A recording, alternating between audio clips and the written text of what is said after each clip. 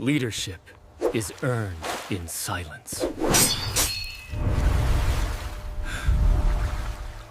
Hello everyone, welcome to What If Tomioka Giyuu became first male Hashira among all female Demon Slayers movie. Before we start, please go support Lgabo9778 for writing that awesome fanfic. This is the translated version I made. There will be some mistaken character's gender, but of course Giyuu is a male. The pillars were the strongest hunters in the Demon Slayer Corps, but there was something special about them. Most of the pillars were women. The reason was that women were more agile and stronger than the men in the organization, making it rare for a man to become a pillar. The only male pillars were Himejima Jayame, the rock pillar, and Michiro Takedo, the mist pillar. But everything would change after the announcement of a new water pillar. Everyone thought it was a woman, but they were surprised to learn who it was. Chapter 1. The 9 were in a meeting awaiting the new water pillar. Everyone hoped it would be a woman. Men had always been slightly weaker than women, and very few had achieved that position, with Michiro Takedo and Jayame Himejima being the exceptions. Michiro was a pillar because he was a prodigy in his breathing technique, and Jayame was the strongest pillar they had ever encountered. But who were the other pillars? The wind pillar was a scarred girl with her chest exposed but covered by bandages, white hair, and an angry expression. She was Sumi Shinazagawa, the wind pillar. Another pillar was the flame pillar, a girl with yellow hair with red tips and a smile on her face. She was Kaijuri Ringoku, the flame pillar. The serpent pillar, a girl with bandages on her face, her eyes were heterochromatic, one being yellow and the other semi-green and light blue. She had a white snake around her neck with red eyes. This was Fuji Obanai, the serpent pillar. The sound pillar was a tall girl with long white hair. She carried 2 very large swords on her back, wore a metal headband on her forehead, and had a red flower tattoo over one eye. This was Izui Tenjin, the sound pillar. I'm not sure if Tenjin is her surname, but let's say it is. The love pillar was a girl with peculiar hair, pink with green tips, green eyes, and a very cheerful and shy attitude. She was Mitsuri Kanroji, the love pillar. The insect pillar was a somewhat short girl. Her hair was held by a butterfly clip. It was black with black tips, as were her eyes. She was the weakest pillar, but she used poisons. She was Shinobu Kocho, the insect pillar. The flower pillar was a tall girl with black hair, 2 butterfly brooches, pink eyes, and a smile. She was Kani Kocho, Shinobu Kocho's older sister and the flower pillar. Now, the men who would be these, one was a boy with long hair with light blue eyes, and the uniform was somewhat long. He was Michiro Takedo, the mist pillar. And finally, the rock pillar, the strongest, a huge man who had red beads that he used for prayer. His eyes were completely white because he was blind. He was Himejima Jayame, the rock pillar. These were the 9 pillars that would soon be 10 pillars, thanks to the new water pillar. They wondered who it was and what it was like. They already had the idea that it would be a woman, but they were surprised when the boss began to introduce the new pillar. Master? Very well, my children, I am going to introduce you to your companion, the water pillar, he said, smiling calmly. Sumi. I apologize for interrupting Oyakata-sama, but weren't you mistaken in saying companion, wasn't it companion? She said somewhat calmly. Patron? No, Sumi, he's a comrade. After a long time, there's a water pillar who's a man, he said smiling, and everyone was surprised since water pillars were always women, there had never been a man. Kaijuri. Well, I hope it's someone good, he said energetically. Fuji. I don't really care, she said somewhat disinterestedly, but inside she was more than intrigued. Izui. I hope he's extravagant, I wonder if he'll be handsome, said the sound pillar, licking her lips, as she wants to rebuild the shinobi world, but couldn't find someone strong. Michiro. What was that bird's name? He said without paying attention. Shinobu. Ara, we have a partner, it will be interesting, she said smiling. Hani. Yes, Shinobu, this will be fun, she said smiling. Mitsuri. I wonder what it will be like, she said nervously, but they fell silent when the master called him, and they saw a boy with black hair tied in a ponytail with a mask wearing a strange 2-colored haori, one side being red and the other yellow and green in a square pattern.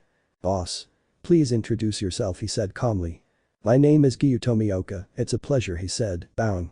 The female pillars were somewhat surprised by his calm and serious tone of voice. What discouraged them a little was his mask, as they wanted to see his face, but they assumed it would be like that since he was trained by the former water pillar Urakadaki, but what Izui said surprised them. Izui. Excuse me, but can you take off your mask, new partner? He said, smiling. Giyuu. I don't see a problem, he said calmly, but if you paid closer attention, his voice was broken. The pillars stared intently at the pillar, and what they saw made some of them blush. He had a serious expression, blue eyes that looked like sapphires, and some hair falling down. That was the face of the water pillar, Giyuu Tomioka. This was definitely going to be interesting. Many wanted to talk to him, but someone wanted to fight to see his strength and see if he deserved the position of pillar. Boss. Well, if that was all, you can leave now. See you another day, my children. With that, they all said their formal goodbyes. When everyone was leaving, they saw Giyuu looking for the water estate because he didn't know where it was and someone decided to help him. It was Kanny. Kanny? Hello, you're Giyuu, right? She said smiling. Giyuu? Good afternoon, flower pillar he said, bowing. Kanny? There's no need for formalities, my name is Kanny Kocho. She said smiling as she looked into Giyuu's eyes. Can I ask you what you're looking for? Giyuu? If it's not too much trouble, do you know where the water estate is located? He said in a serious tone. Kanny? Of course, follow me, I'll guide you she said, while grabbing Giyuu's Haori sleeve and pulling him along. Giyuu walked as best he could, but they were being watched by some people, the others being pillars. Chapter 2. Giyuu was walking, no longer being held by Kanny, as he had arrived at the estate. He thanked her and then left. He looked at the estate with some curiosity, as he had never visited it before, since his teacher never let him go with his friend Sabito. Remembering that hurt a little, but his thoughts were interrupted by a knock at his estate. He went to open it sadly, but noticed a certain white-haired girl with scars looking at him with a face he identified as angry. Giyuu? Is something wrong, winged pillar? He said respectfully. Sumi? Why are you calling me that? She said somewhat angrily. Giyuu? I don't know her name he said with a poker face, and Sumi was silent but then answered. Sumi? Sumi Shinazagawa she said while not looking at him she said while her anger grew a little. Giyuu? Well, Shinazagawa-san, what's wrong that you came looking for me? He said normally. Sumi? I want to see if you are worthy of the title of pillar she said smiling. Giyuu? And what will it be like? He said seriously. Sumi? I know you have a training field, come on and fight, it'll just be something to see if you're up to the task she said, smiling challengingly. Giyuu? I don't think there's a problem he said, letting her pass and going to the training area. They took out their ninjaritos. According to Sumi, it would be a friendly match. Sumi started it, charging at him wanting to end it quickly. Sumi? Wind breathing, first form. Dust whirlwind, thought the pillar as she quickly went after Giyuu in a whirlwind that surrounded her. Giyuu becomes alert and begins to breathe, still calm. Giyuu? Water breathing, sixth form.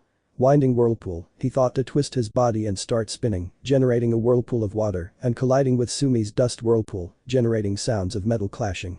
They stayed like that for a while and then separated. Sumi started breathing again as she jumped into the air. Sumi? Wind breathing, seventh form. Gale sudden gust, she thought as she slashed and generated hurricane force winds that went towards Giyuu, but she was surprised by the following. Giyuu? Water breathing, third form. Dance of the currents, he thought as he began to swing his sword and body, imitating the currents, but surprisingly, the dance pierced his attack as if it were an opening in the attack, and Sumi quickly attacked. Sumi? Wind breathing, fourth form. Rising dust storm she said, thinking she would win because that attack generates several cuts in various directions, but what followed surprised her. Giyuu? Water breathing, 11th form. Calm saying that he remained still, but all of Sumi's attacks were stopped without him moving, causing her to lose concentration, and then noticed that Giyuu was behind her with his ninjarito pointing behind her neck. Giyuu? I think that's all, Shinazagawa-san he said seriously as he withdrew his ninjarito, still on guard, because he didn't know if Elma had surrendered. Sumi? When she said, surprised. Giyuu? When you lost your concentration, I got behind you and pointed my sword at you he said normally, and Sumi was still in shock. Water breathing was one of the basics to start training, but for him to create a technique that would be like the ultimate defense is surprising. According to Sumi, he deserved the position of water pillar. Sumi? You did give me a fight, but don't think I went all out, this was a friendly match she said smiling. Giyuu? I know, but I didn't go all out either he said seriously. Sumi then turned to watch Giyuu holster his ninjarito, but she noticed something. She occasionally had to train new hunters, but the men always leered at her exposed area and couldn't concentrate, which angered her. But Giyuu remained calm, not caring that she was uncovered and focused solely on the fight, seeing nothing but his attacks. This brought a smile to her face. Giyuu was a very promising hunter. Giyuu? Do you need anything, Shinazagawa-san? Said Giyuu, looking at the pillar who, without knowing it, stared at him for a while. Upon noticing this, she blushed slightly from surprise and embarrassment and ran away from Giyuu's estate, leaving him confused in his place. However, he didn't pay any attention to it and decided to go and see the rest of the estate. Meanwhile, elsewhere Kanny was looking at her hand, slightly blushing as she remembered her sudden act of grabbing Giyuu by the sleeve of his haori. Her sister Shinobu watched, confused, as she didn't know why her sister was looking at her hand like that, so she decided to ask. Shinobu? "Ni-san, what's wrong? Why are you staring at your hand so much?" she said, sounding worried. "Annie? Huh? Oh, sorry Shinobu, I was just remembering something, it's nothing important," she said, sounding a little nervous. "Shinobu? Okay, but it's time for Kanao's training, go quickly." So Kani went to where her little sister Kanao was and began her training, but elsewhere was the flame pillar who had been sent to the master's estate for a mission. Back at the farm, I waited for the master, but someone else entered too, and it was Giyuu, her companion, who waited beside her without saying anything, but that was somewhat awkward for the flame pillar. Just as she was about to speak, the master arrived and they both greeted him. "Boss. Hello my children, I hope I'm not catching you at a bad time," he said, smiling warmly. "Kaijuri. Good afternoon, master. We hope you are in good health, but may we know why you have called us?" said the smiling pillar. "Boss. Well yes, the truth is that it is reported that a demon has been killing my children in a mountain, and I want you to go and eliminate it, it may be one of the 12 moons," said the boss smiling. "Giyuu. We'll go immediately, Oyakata-sama," he said seriously, and the two went to where the demon was. Neither of them spoke on the way, but Kaijuri started the conversation. Chapter 3. Previously, Kaijuri decided to start a conversation with the water pillar to create bonds and avoid getting along badly, so he started quickly. "Kaijuri. Hey Tomioka-san, can you tell me why you're a hunter?" he said smiling. "Giyuu. It's nothing important," he said, intending to change the subject. That topic hurt him, and he tried to hide it with a cold attitude. "Kaijuri. Come on, I want to know," he said, still smiling, hiding some of the pain he felt because of his father. "Giyuu. Sigh I am because I avenge my loved ones," he said somewhat sadly, but his serious expression still did not change. Kaijuri was somewhat surprised, but she continued smiling because it was normal for hunters to take revenge on demons for the death of their loved ones. "Kaijuri. That's normal, since demons take everything we have, but it's still a good thing of you," he said smiling, and Giyuu just nodded. The journey was that Kaijuri talked and Giyuu only listened, as he wasn't one to express himself much. But what he didn't know was that the Rengoku inherit many things. The position of pillar, the cloak, and even tastes. The Rengoku love cold and serious people to control them, since they are very hyperactive. Giyuu, being like that, ended up making Kaijuri feel something, but she didn't know what it was at the moment. She only felt her cheeks getting a little hot and didn't pay it any mind. Upon arriving at the place where the demon was, they prepared themselves because they sensed his presence. Suddenly, the two were launched into the air by a pillar of stones. They quickly jumped off the pillars and returned to the ground, and there they saw him. There in front of them was a moon, the lower moon too, which had the appearance of a person on the upper part, but the lower part was rocks and some colored rocks on the fingers of its hands. "Demon? Well, if they are pillars, what an honor, having them here will be a way to show him that this rank I have is not the one I deserve," he said arrogantly. "Giyuu. Rengoku-san, be careful," he said seriously, while keeping a watchful eye on everything. "Kaijuri. I know," she said, still somewhat serious, but her smile never left her face. Thus the battle began, the demon with his fingers tapped the ground and stone spikes came out and went for them, but Giyuu quickly went to cut them down. "Giyuu. Water breathing, third form. Dance of the currents," he thought as he quickly swung his sword and made cut simulating the currents. He spun through the gaps that the spikes allowed and cut to give Kaijuri a way to cut his neck. And so it was that the demon, being overconfident, did not notice her and managed to cut her neck, but the demon, in anger, took out several stone blades that went for her, but Giyuu got in the way and began to breathe. "Giyuu. Water breathing, 11th form. Calm," he thought as he stood still and protected Kaijuri, cutting through all the blades. When Giyuu finished, he turned around and saw that she had nothing on, but just in case, he asked. "Giyuu.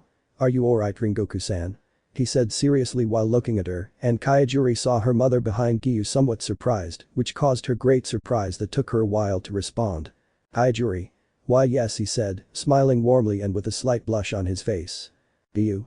Alright, we have to go," he said, starting to walk towards headquarters. Kaijuri was walking happily beside him. Back at headquarters, the two gave their reports on what happened during the mission, so they had to separate, but it was still night, and Kaijuri wanted to play a joke on Giyuu. "Kaijuri. Hey Tomioka-san, it's nighttime and it's dangerous for a young lady like me to be out alone. Will you walk me home?" she said somewhat mockingly. This could be a step towards getting along with her partner. "Giyuu. Okay," he said seriously, and Kaijuri was surprised to see that he didn't understand the joke and just accepted it. The path was silent and neither of them said anything, which was somewhat awkward for Kaijuri, but not for Giyuu. He was already used to it. At the entrance to Kaijuri's estate, Giyuu was about to leave, but he heard a shout. When he turned around, he saw the former flame pillar at the entrance, who was Kaijuri's father and one of the few who managed to become a pillar as a man. Shinjiro. Kaijuri, answer me, why the hell did you take so long? He said, ready to slap her as she waited with her eyes closed, but nothing came. Kaijuri slowly opened his eyes and saw Giyuu holding Shinjiro's wrist to stop the slap. Giyuu. Can I ask what you're doing? He said seriously, with a cold look. Shinjiro. Who the hell are you, and what are you doing at the entrance of my estate? He said angrily. Giyuu. It is said that taunts answer a question with another question, answer me first, he said more coldly, and Kaijuri was surprised without doing anything. Shinjiro. I'm his father, so don't interfere, Hunter, he said angrily. Giyuu. And can you tell me why, being her father, he wants to hit her? Doesn't a father receive his son or daughter with affection? He asked in a serious tone that seemed like a threat. At what Shinjiro said, she tried to struggle, but Giyuu wouldn't let her. Then came a question that upset them both. Giyuu. What is the reason for that hatred? He asked seriously, and Shinjiro replied. Shinjiro. Since my wife died, I don't care about anything anymore, we'll all die in the end anyway, he said as a tear fell. Giyuu. As far as I know, in marriage it is understood that they separate only in death, and you know this, so you should have known that you would die, and yet you accepted the marriage with your wife, but you want to hurt the only thing that remains of your presence by hurting your daughter, he said seriously, but the hatred was evident, and Shinjiro began to cry. Shinjiro. I just want to see her again, he said through tears. Giyuu. Nothing can be done, but you can change that by showing a different attitude towards your daughter, he said, then let go of him and started to leave, and Shinjiro hugged Kaijuri, who had tears in his eyes because of what his partner had done. Kaijuri. Thank you, Giyuu, through tears as he hugged his father. In the end, the water pillar is not as cold as it seems. Chapter 4. It was a new day at the water estate for Giyuu Tomioka, who was waking up to get ready for a meeting that the master had ordered. He didn't know who would be there, so he wondered what the meeting was for, but he dismissed it and went out ready, without his mask, as he considered it no longer important. Back at the boss's farm, he waited patiently for it to start, but he heard footsteps and saw the Kocho sisters who had arrived. They were a little surprised to see him, but they knew it was because the boss had called him. They also decided to wait seated for the boss. The atmosphere was somewhat uncomfortable for the sisters, but not for Giyuu. They were about to start talking, but the boss arrived. Boss. Good morning, my children, he said calmly to the three of them. The three of them said respectfully. Good morning, Oyakata-sama. Boss. Well, the reason I called you was because I need the three of you to go to a town where a demon, or so it is understood, is present. I'm sending the three of you because I sent several of my children, and I don't know if they're okay, he said worriedly. The three of them said. Understood, Oyakata-sama, then withdrew and went straight to the village, as they already had everything ready. Once they were on the way to the village, no one said anything. Giyuu because he didn't talk much, Kani because she was ashamed of what she did on the first day, and Shinobu because she didn't know if she could trust Tomioka. That's why no one said anything. Once in the village, they inquired about disappearances and were told that they usually occurred in the forest. So, as night fell, they decided to go to the forest to see what was happening. But what they saw surprised them.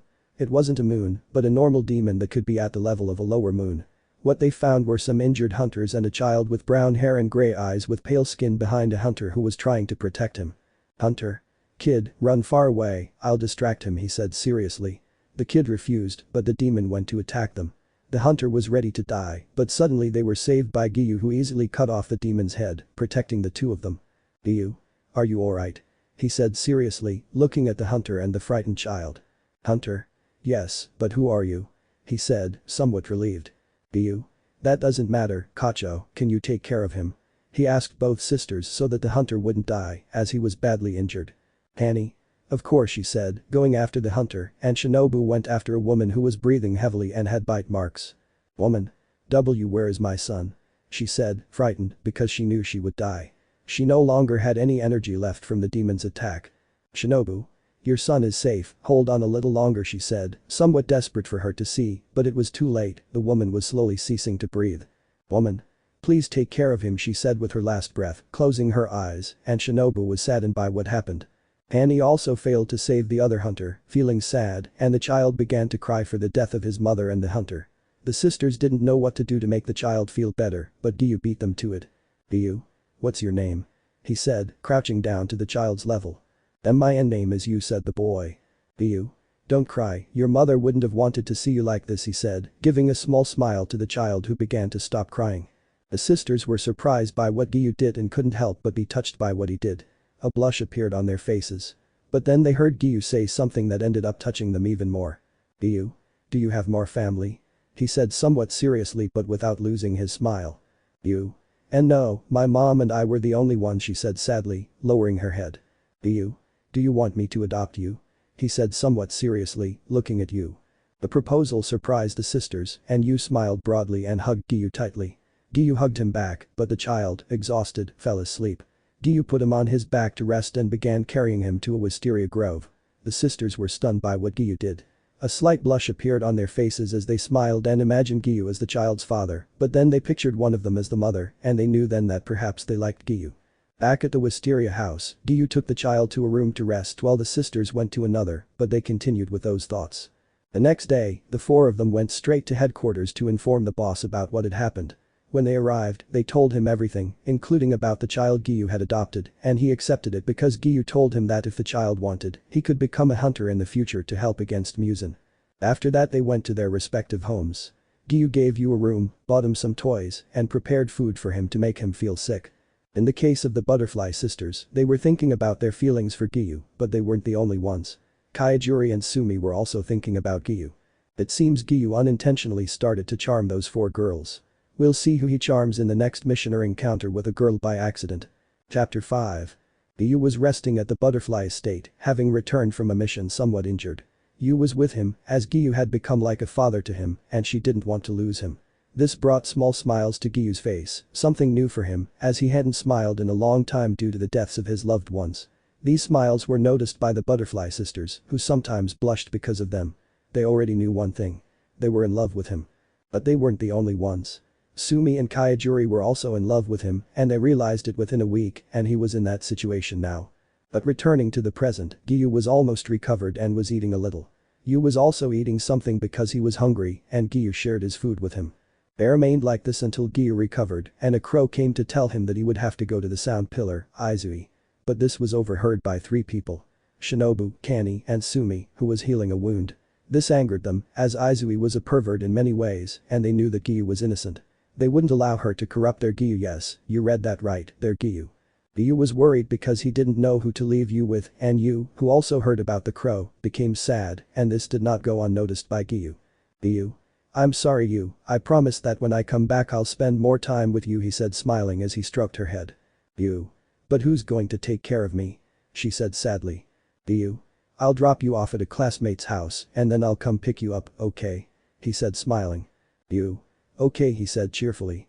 So Giyuu got up and carried Yu in his arms to take him to Kaijuri because he trusted her since her father had changed and her estate was joyful again, but on his way back, he arrived at the estate and knocked on the door. Kaijuri. Yes. Tomioka-san, it's a pleasure to see you, he said energetically, a light pink tinge appearing on his cheeks. Giyuu. It's a pleasure to see you too, Ringoku-san. Can I ask you a favor? He asked, looking at his companion. Kaijuri. Of course, that's what it is. Giyuu. Can you take care of Yu while I'm on a mission, please? He said as he brought Yu closer. Kaijuri. Of course, no problem, he said, taking Yu and entering his estate so that Giyuu could go on his mission, but what they didn't know was that certain people were watching them with some jealousy, these being Kani, Shinobu and Sumi. Now Giyuu was at the boss's estate receiving mission information alongside Izui, who looked at Giyuu curiously, but didn't pay any attention to it. Boss. Okay, then you have to go to the red light district since there have been some deaths, he said calmly. The two nodded and set off. Izui wore a look of disgust on the way. He disliked the red light district intensely because of the services offered there. He found it repulsive that to infiltrate the brothels, you had to solicit the services of men or women, depending on your needs. If you didn't want to do that and you were a woman, you'd have to sell yourself to a brothel to perform those acts. That's why he found it so disgusting. However, he noticed that Giyuu had no expression whatsoever. In fact, he seemed disinterested. But upon closer inspection, he appeared somewhat confused. Izui. Hey Tomioka, why are you like this? She asked, somewhat curious and wanting to know if he was a pervert. Giyuu. I heard some things from that district about offering some services, but I don't understand what they mean, he said, confused. Izui.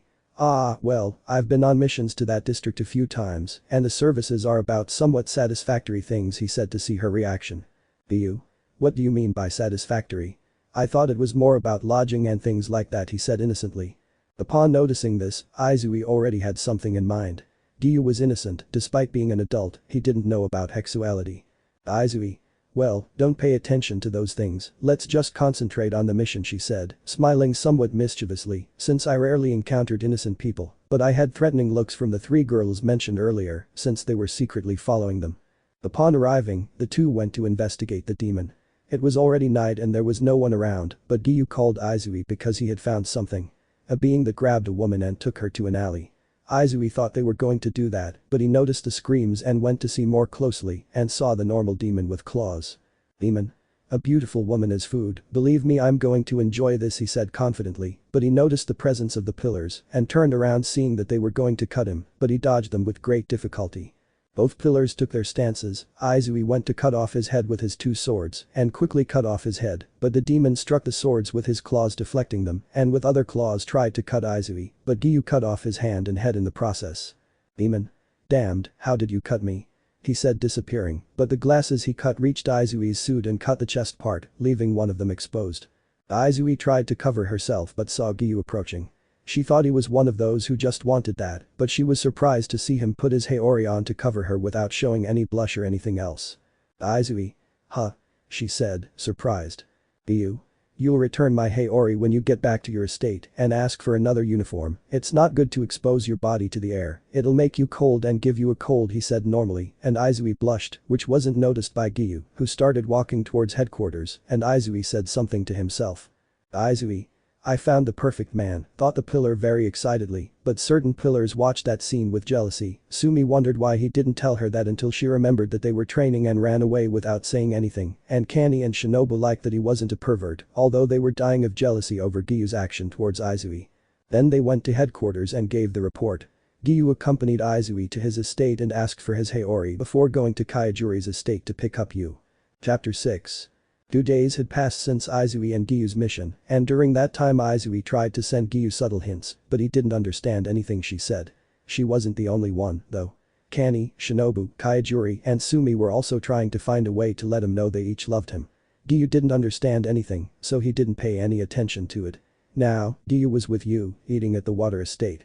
Giyuu was a good father to Yu, attentive to what he did, teaching him, playing with him, occasionally scolding him for mischief, but above all, very protective. If anything happened to Yu, Giyuu would quickly help him, and this was noticed by the pillars, which only increased their affection for the pillar. But returning to the present, he was taking Yu to the butterfly estate for a checkup to make sure he was healthy. Yu. Tusan, what are we going to do at the butterfly farm? The boy asked, very curious. Giyuu. They're going to give you a checkup to see if you're healthy, that's all. If you want, you can play with Aoi. I've seen that you like playing with her, he said, smiling at Yu, who was happy. When they arrived at the estate they were greeted by the Kocho sisters who were smiling to see Giyuu, but he started to speak. Giyuu. Good morning Kocho-san, we've come to give you a checkup, he said normally. Hani. Ara, okay, come on Yu, let's do your checkup, she said smiling, and Yu accompanied her, but Shinobu was with Giyuu. Shinobu.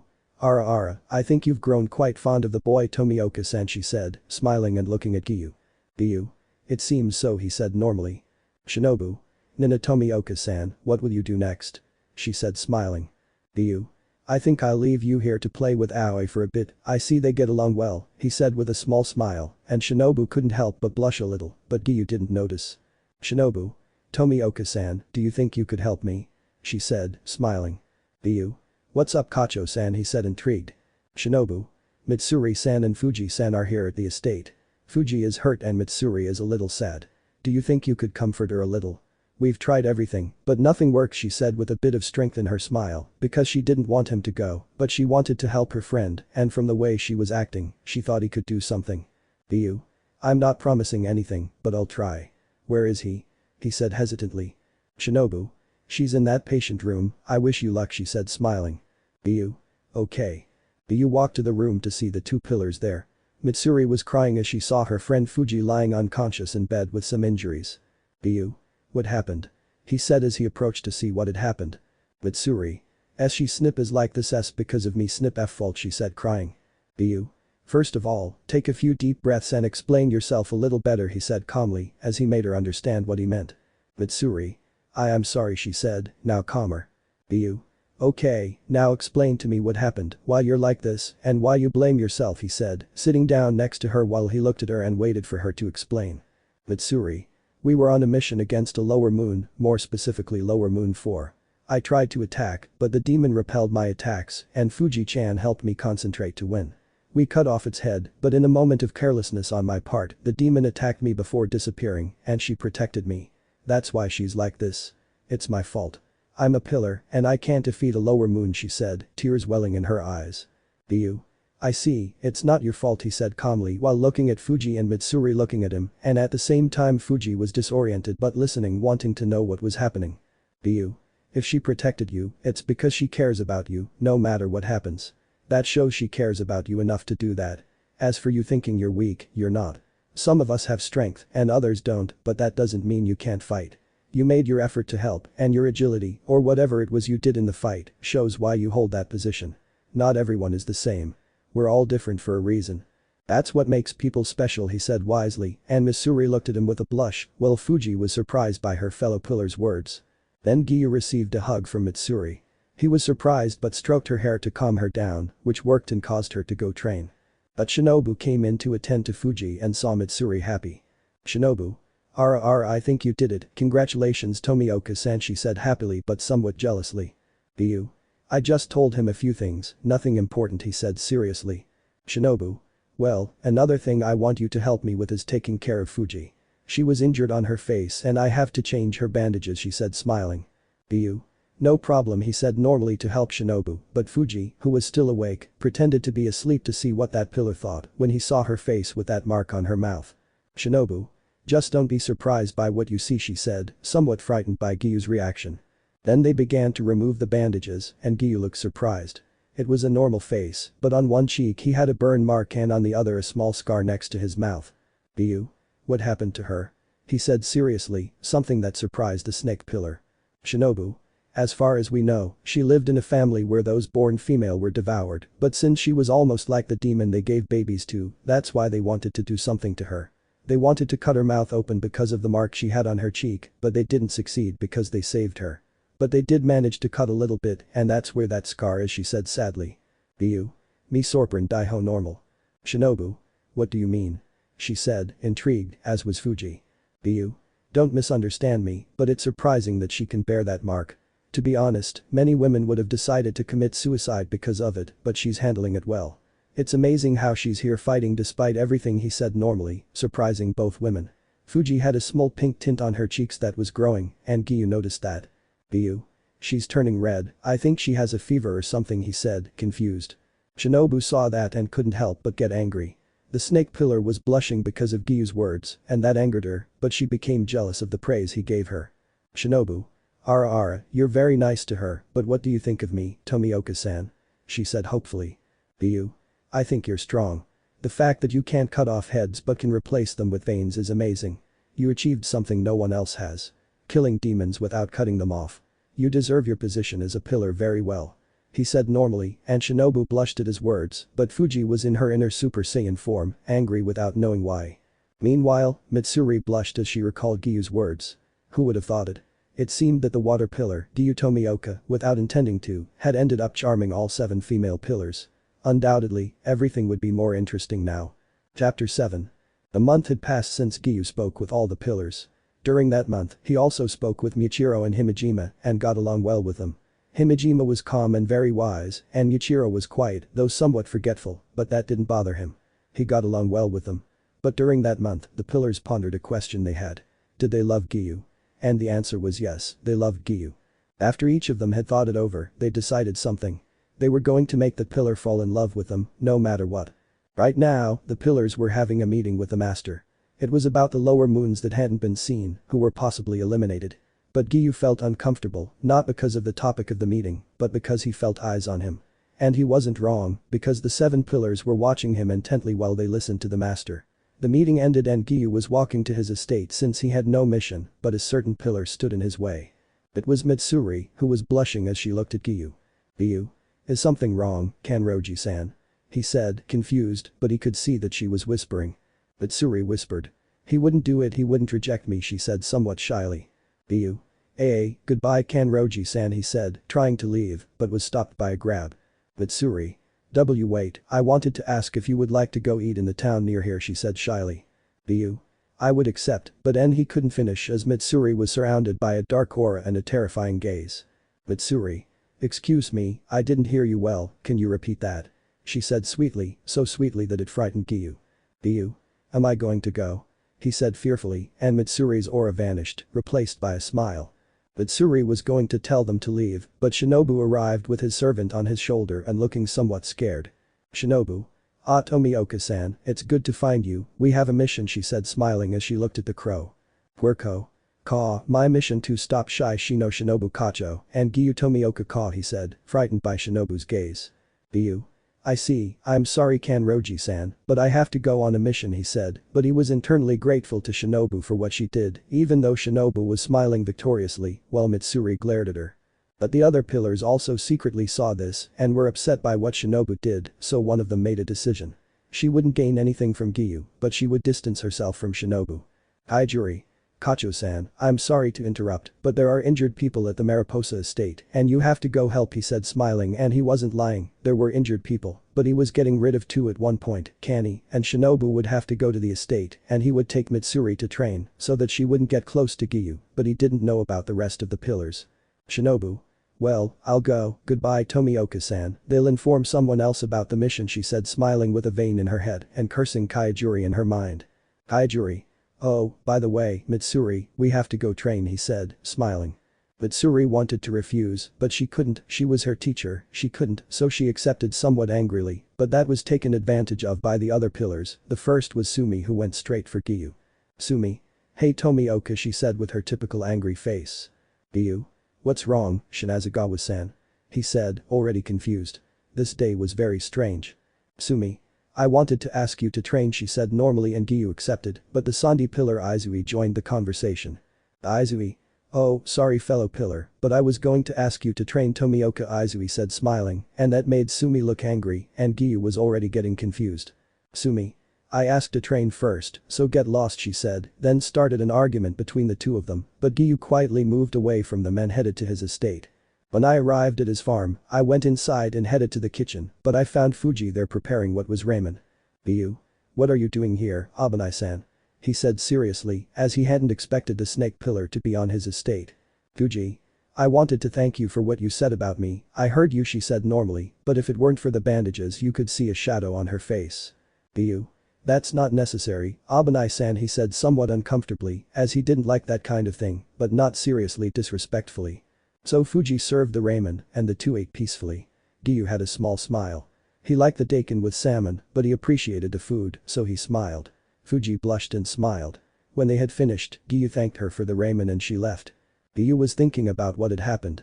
First, Mitsuri called him to eat, then Shinobu appeared to tell him they would have a mission, then Kaijuri came and told Shinobu that they were wounded and then took Mitsuri away, then the wind and sound pillars fought over who to train with, and finally Fuji came to prepare ramen at his estate and then left.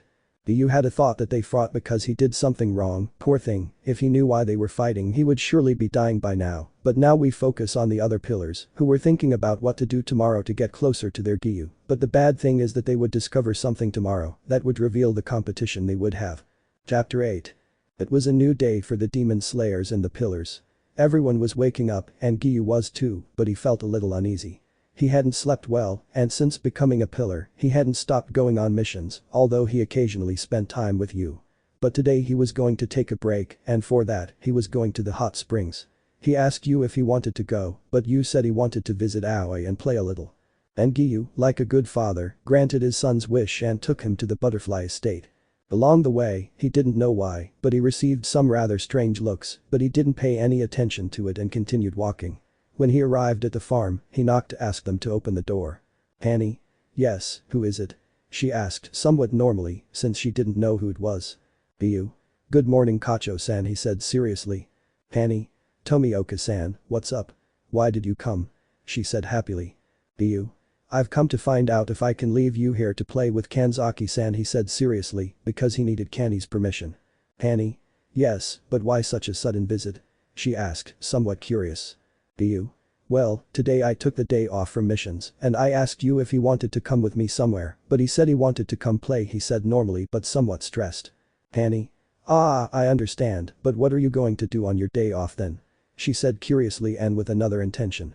Giyuu. I don't know, maybe go eat or somewhere, I'll see what I do on the way, he said normally. Annie. "Sure, you can leave Yu-chan to be with Aoi and have some fun," she said smiling, but she didn't notice that some pillars were listening and decided to follow her, but Kani followed along with Shinobu. The first thing Giyuu did was go eat because he was hungry. He ate daikon with salmon. He arrived at a restaurant and the pillars sat at different tables while looking at him with hearts in their eyes, since he was smiling even more when he saw his dish. He looked so cute, they all thought as they saw him and laughed. They also ordered something to eat normally while looking at Giyuu. As they finished eating, they noticed Giyuu walking outside the village. They didn't understand why, but they followed him until they reached a lake that was emitting steam. No one understood what it was, but they noticed something that made them blush intensely. They saw Giyuu taking off his clothes, first his top, and they noticed his well-built body. Izui was licking her lips, as were the others, but what happened next was something much bigger for them. Giyuu's pants were taken off, and they saw his penis dangling. What they were seeing made them blush so much that their noses started bleeding. It's very big and it's not hard, they all thought as they watched him enter the water. It was hot springs and he was relaxing. Giyuu. "Ah, this feels good," he said with some satisfaction as the water felt good relaxing his body. "Mitsuri. I should come to this place, Giyuu seems to enjoy it, but I can't get what I saw out of my mind," thought the love pillar, blushing. "Izui. If I can make him my husband, all of that will be mine," she thought, licking her lips and looking at Giyuu. "Shinobu Kani. I didn't know you were hiding that, Giyuu-kun. I wonder what it feels like to have it," both sisters thought pervertedly. The others had other, less holy thoughts about Giyuu. The flame pillar was hotter than ever. Fuji was just blushing as she looked more closely at Giyuu's body, and Sumi was thinking. "Sumi. He's strong, agile, and has that body, and above all, kind. I definitely want him," thought the wind pillar, blushing furiously. They all stared at him for a while until they saw him emerge from the water, stretching a little, highlighting some drops falling down his body. They didn't know why it turned them on, but they pulled a camera out of who knows where and took a picture of his body and especially his friend, but they were disappointed when Giyuu changed into his hunter uniform. They were still following Giyuu who was going to the butterfly estate to get Yu. The sisters, noticing this, quickly entered their estate and went to get Yu so that she would go with Giyuu, who knocked on the door. Shinobu opened the door and was nervous because she couldn't see Giyuu's face, who was confused, but then she handed Yu over to him and they continued following him. Along the way, each pillar began to notice the presence of each other and didn't pay attention until they realized they were arriving at Giyuu's estate. At the entrance to the estate, Giyuu went in and the others were going to go in too, but when they came out of their hiding places, they all looked at each other with a furious look. Here begins the fight for Giyuu, who will win, who will keep him, and who will be his future girlfriend and partner. Chapter 9. All the pillars were staring intently in front of the entrance to Giyuu's estate. They had all met by following Giyuu and were now looking at each other seriously while having the same questions on their minds. What are they doing here, they wondered in their minds as jealousy surfaced in each of them. "Hani. Ara, what are you all doing, even you Shinobu-chan?" she said, smiling for the first time, albeit in a forced way. "Sumi. It's none of your business," she said, showing a different kind of anger than on other occasions. "Shinobu. I just went for a walk, but now I'm asking you the same thing, Ni-san, have you guys too?" she said, forcing a smile. "Mitsuri. I only went out to visit Tomioka-san," she said normally because it was true that she wanted to talk to Giyuu. "Izui. I came to repay Tomioka a favor," she said normally, since she was going to invite him to eat because she wanted to repay the favor of Haori and also be with him. "Fuji. I was just passing by," he said coldly as the snake around his neck stuck out its tongue. "Haijuri. I came to ask Tomioka a favor, he owes me something," he said, smiling falsely for the first time. "Hani. I came to talk to Tomioka about something," she said, discreetly eyeing them on guard. None of them said anything else, they just looked at each other, some even had their hands on the handles of their ninjaritos, but Izui took something out to calm the atmosphere. "Izui. What do you think about going to my farm to talk about what you have to do at Tomioka's farm?" she said seriously. They all nodded and quickly disappeared to go to the sound farm. Once at the farm, they all sat around a table with cups of tea, but their looks were serious, none of them said anything, but the first to speak was Izui. "Izui. Well, now that we're here, who's going to start by talking about why you went to Tomioka's estate?" she said seriously. "Sumi. And why the hell do we have to say it? Why don't you start?" she said angrily. "Izui. Well, I'll be direct, as I said I was going to repay you by inviting you to eat," she said smiling, and all eyes turned to her. "Fuji. What kind of favor did he do you?" she said curtly, looking at her and noticing how she blushed, something that was noticed by everyone, making them jealous. "Izui. Well, on a mission he gave me his Haori because my chest was exposed by a demon. He was a gentleman and didn't even look at me and accompanied me to my estate so I could have his Haori. A true gentleman, she said smiling, remembering that moment, but jealousy took over the room from the other girls. Shinobu. Ara, what a surprise that it's like that, but what do you plan to do with it? She said angrily, but her smile covered her face. Izui. Well, it's more than clear, I plan to make him my husband. He's strong, kind, and chivalrous, besides being extravagantly handsome, she said with a blush on her face. They were all surprised, but anger filled their faces. All except Izui. That will never happen, he will never be mine, they said in an almost shouting. They were not going to allow her to take their Giyuu away from them. But they were all surprised to notice that they all said the same thing, making the atmosphere very tense.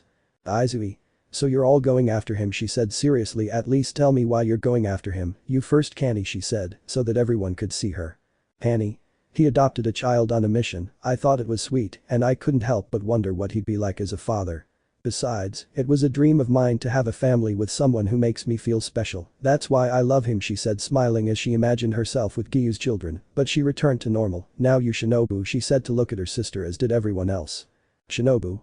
It's the same case as Nissan, but he also praised my fighting style. He congratulated me on how I eliminated the demons, and I like that about him. That's why, she said, blushing. Now it's your turn, Mitsuri-san, she said, smiling as everyone looked at her. Mitsuri. He cheered me up when I was feeling down about how Fuji-chan ended up on a mission. I felt like I wasn't worthy of being a pillar, but he came and cheered me up by explaining why I'm different. That's why I thought he was sweet and a good person, and I wanted to marry him, she said, smiling and blushing deeply. Now it's your turn, Fuji. All eyes turned to her. Fuji.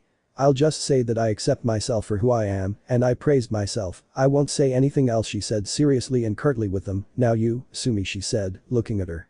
Sumi. I challenged him to a battle and I saw that he is strong, he is calm, he is not arrogant, and above all he is kind regardless of my appearance or how I am, she said with a pink tint on her cheeks. Now you Kaijuri, and finally they looked at her. Kaijuri. He helped me with my father's situation, he helped him reflect, and now he's the same person he was before my mother's death. That's why I admired him, and I also love him for his attitude, she said, smiling with a blush. They all stared at a cup of tea without looking at each other. They didn't know what to do. They had said that they all loved Giyuu, and they didn't know what would become of the friendships they had, what would happen to them. Izui. What do we do then? He said somewhat sadly. Hanny.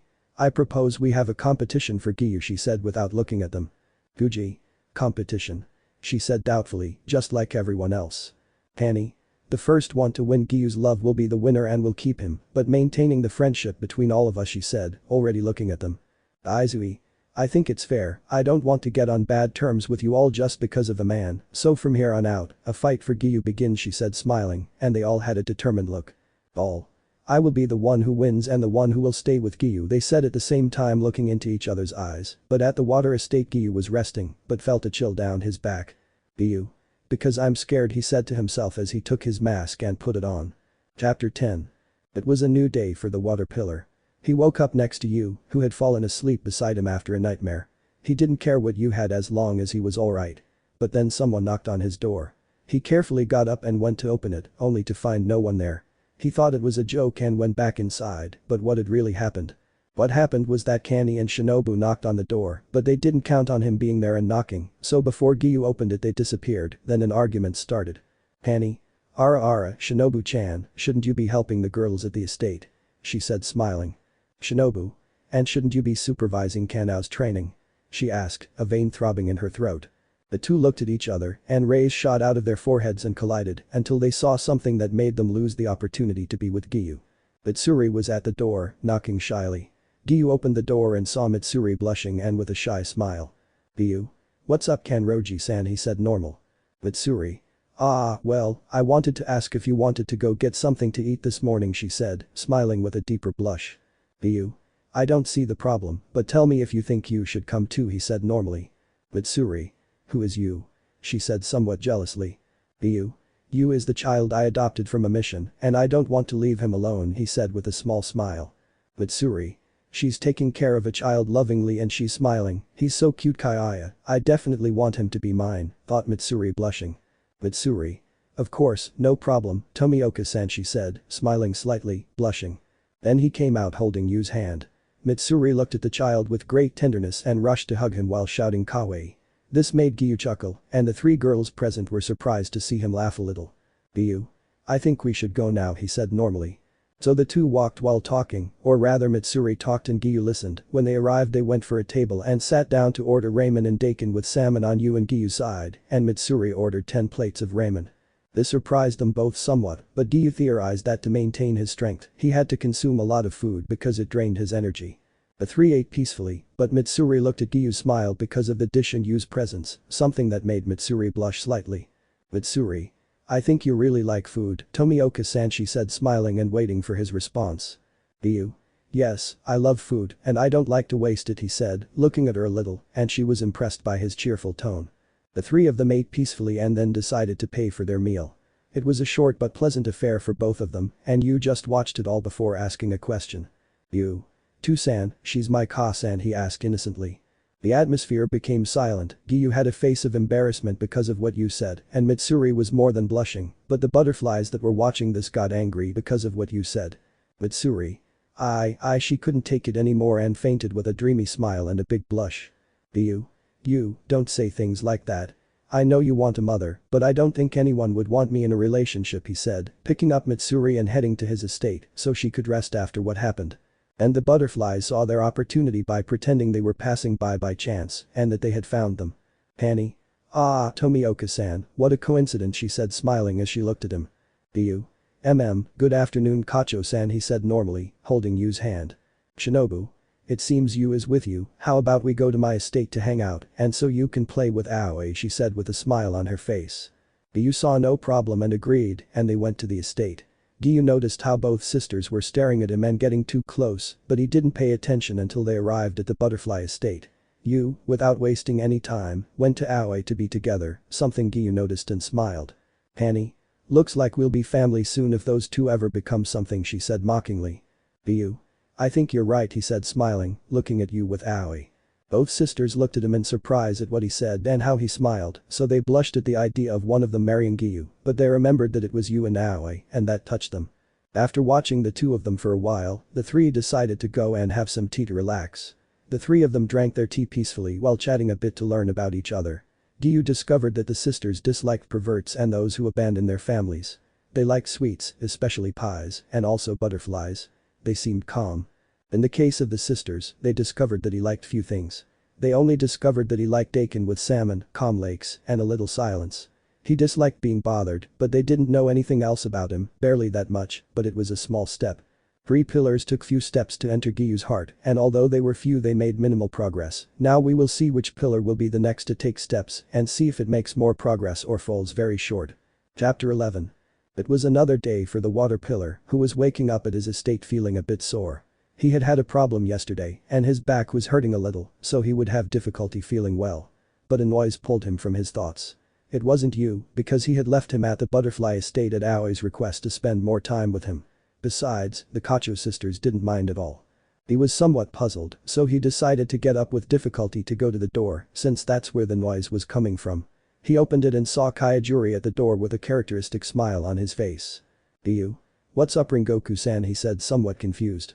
Kaijuri. Tomioka-san wanted to ask if you could come to my estate for a meal, my father wants to talk to you, he said smiling. Giyuu. Oh, okay, I'll be there in a bit, he said normally, but Kaijuri entered his estate looking around a bit. Giyuu got a little angry but went to get ready, trying not to have back pain. The two were heading to the estate and when they arrived they went inside and saw Shinjiro at the table next to his son Sanjiro looking at them normally and happily.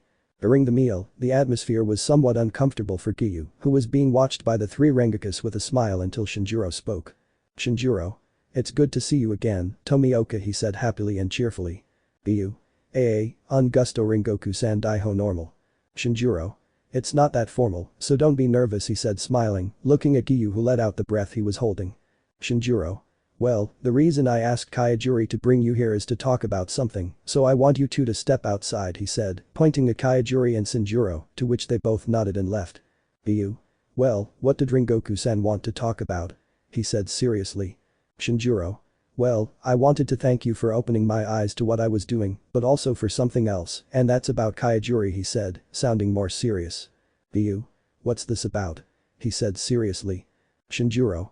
What do you think of her, how do you see her as a woman? He said somewhat seriously, he knew that his daughter loved Giyuu and wanted to see if he was worthy of her. Giyuu. As a woman. he said, confused. Shinjiro. I mean, do you see her as a good woman for someone? He said somewhat calmly. Do you? Well, how can I explain it? In the short time I've known your daughter, I think she would make a good wife for any man and the desire of many. She's strong and, in my opinion, beautiful, he said normally, unaware that Kaijuri was listening with a blush on his face. Shinjiro. I see, tell me one more thing, it's not about my daughter, it's about whether you're planning on having a relationship with someone, he said normally. Do you? I don't think I'm in a relationship, he said sadly, looking at Shinjiro. Shinjiro. Why do you say that? He said curiously, and Kaijuri was very attentive. Do you?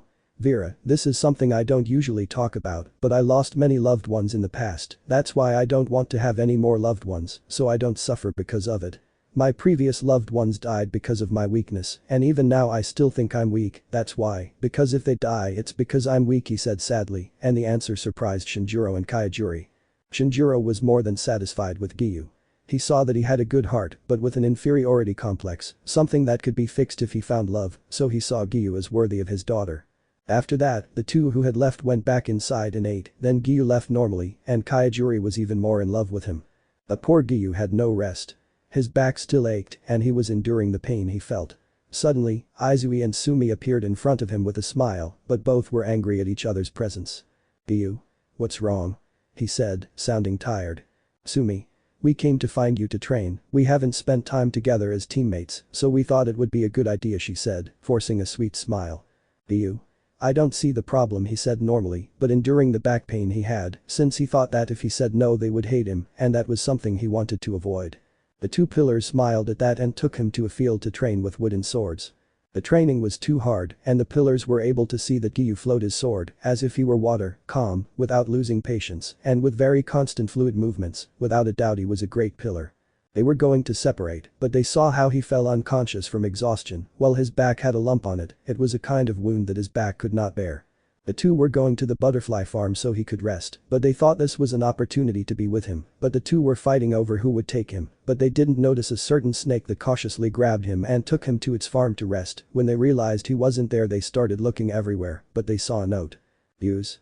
I'm sorry, but I saw my chance to be with Giyuu, and I took it, so goodbye. This angered both pillars who frantically searched everywhere for Giyuu, not knowing who had taken him. Meanwhile, at the Serpent Pillar's estate, she was seen laying Giyuu down on his bed to begin examining him. She noticed a wound on his back that wasn't easy to see, so she proceeded to heal it, blushing as she looked at his back. Fuji. This is a moment to be with you, Giyuu-kun, she said, smiling from behind her bandages as she looked at Giyuu.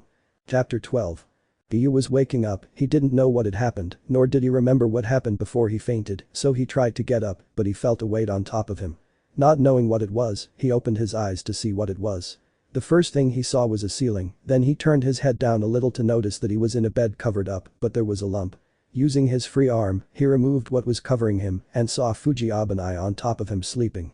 She was wearing her normal hunter's outfit, her bandages were still there, the only thing that was missing was her snake.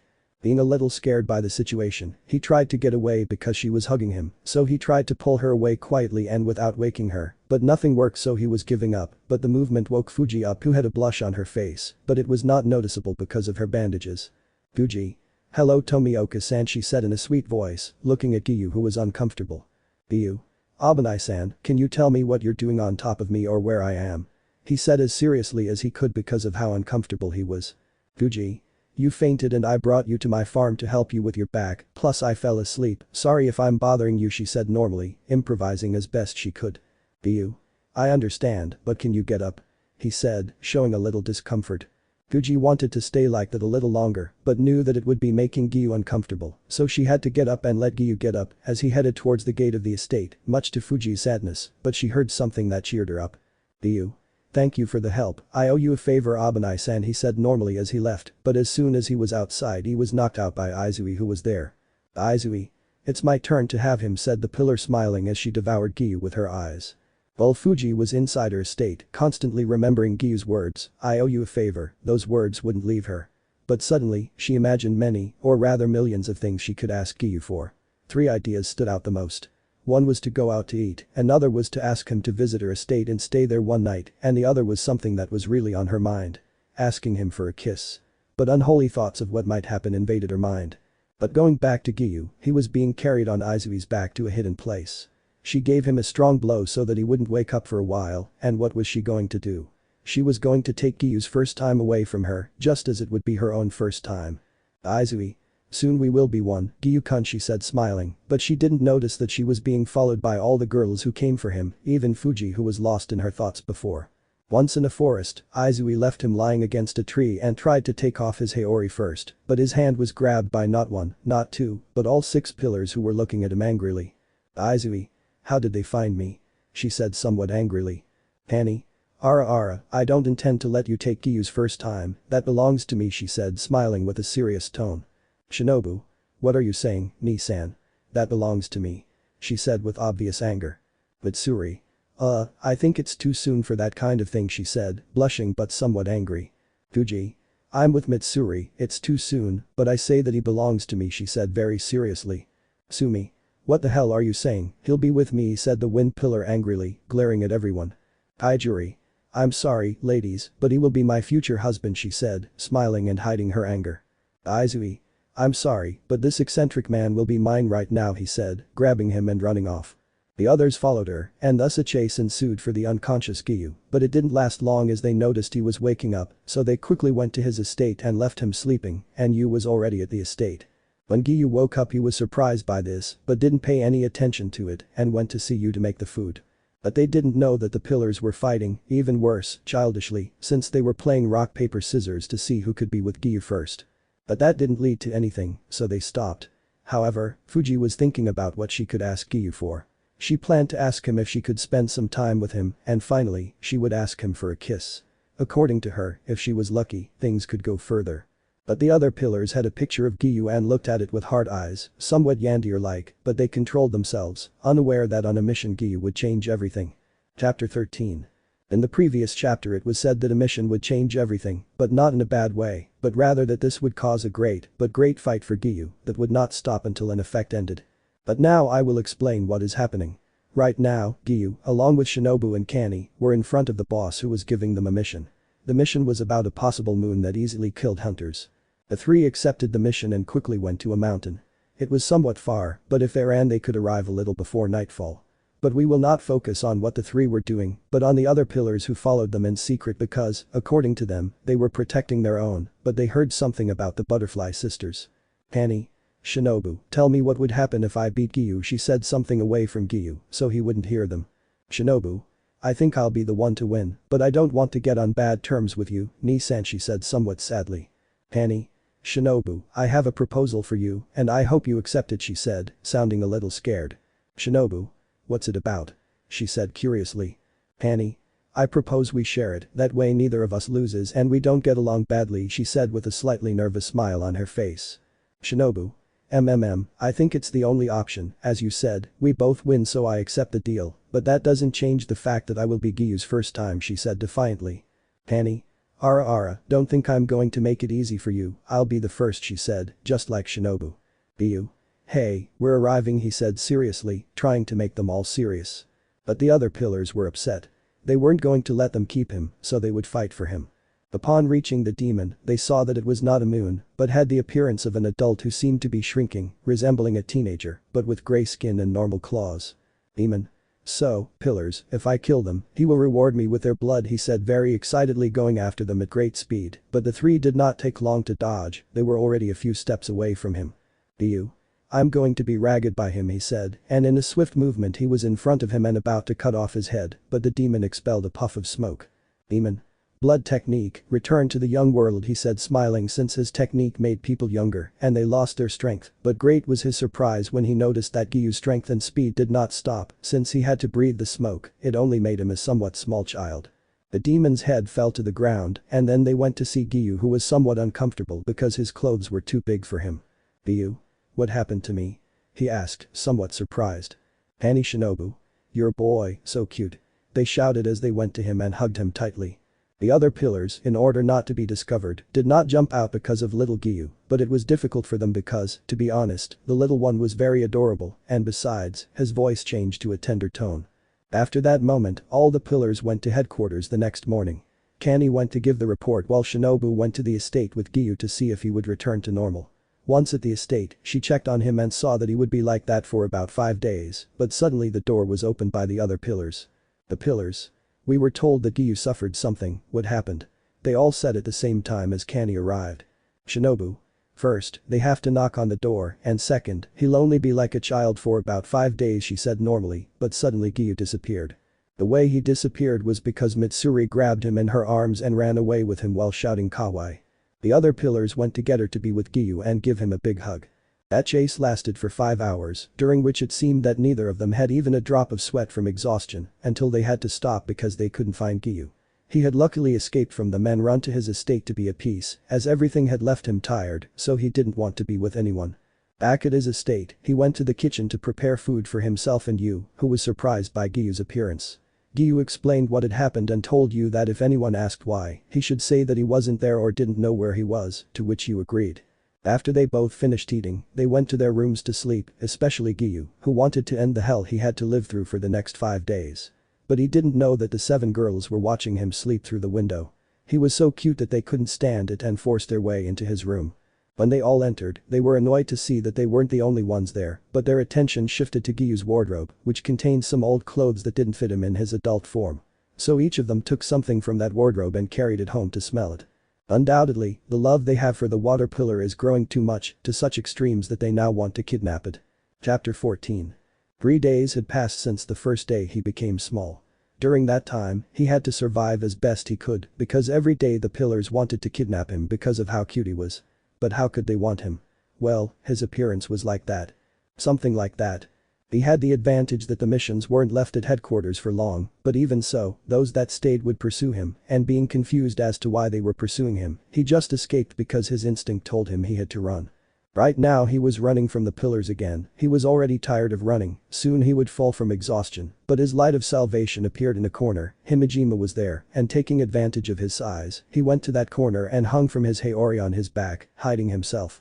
Himejima was confused, he was going to ask, but Sumi, Kani, Mitsuri Kaijuri, Fuji, Shinobu and Izui appeared in front of him. "Jayame. What's happening?" said the great rock pillar. "Kani. Jayame-san, we wanted to ask where Tomioka-san is," she said, smiling with an overly sweet smile. Himejima noticed something. They all had a kind of aura that seemed to be searching for Giyuu, and that's when she understood what was happening. He was hiding. "Jayame. I haven't seen him, sorry," he said normally, also hiding Giyuu. "Sumi. Damn it, I'm leaving," she said, running off in any direction. They all did the same and went in different directions, then Giyuu got off Jayame's back and stood in front of him. "Giyuu. Thank you very much, Himejima-san, I owe you one," he said, bowing. "Jayame. Relax, I think you're going through a rough time, that's why I helped you," said the big man calmly. Then Giyuu, exhausted, was walking somewhat slowly to regain his energy, but a certain pillar was watching him with a smile on her face. It was Fuji who, thanks to her snake, managed to notice Giyuu on Jayame's back.